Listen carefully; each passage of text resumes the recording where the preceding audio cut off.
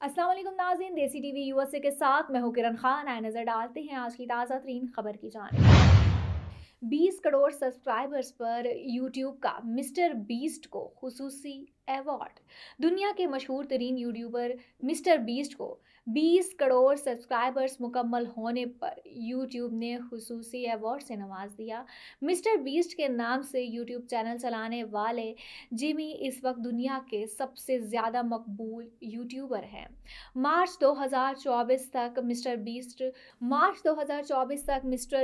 243 million subscribers के साथ YouTube पर सबसे ज़्यादा सब्सक्राइब किया जाने वाला इनफरादी चैनल है। मिस्टर बीस्ट मजमूई तौर पर भारत के टी सीरीज 261 मिलियन के बाद दूसरा सबसे ज़्यादा सब्सक्राइब किया जाने वाला चैनल है। मिस्टर बीस्ट ने गुज़श्ता रोज़ इंस्टाग्राम पर अपने दोस्तों के साथ एक तस्वीर शेयर की जिसमें उनके चैनल के लोगों की तरह दिखने वाली ट्रॉफी मौजूद थी। मिस्टर बीस्ट ने कैप्शन में लिखा कि यूट्यूब ने हमें 200 मिलियन सब्सक्राइबर्स होने पर यह अवार्ड भेजा है। उनकी इंस्टाग्राम पोस्ट को 3.2 मिलियन से ज़्यादा लाइक्स मिले।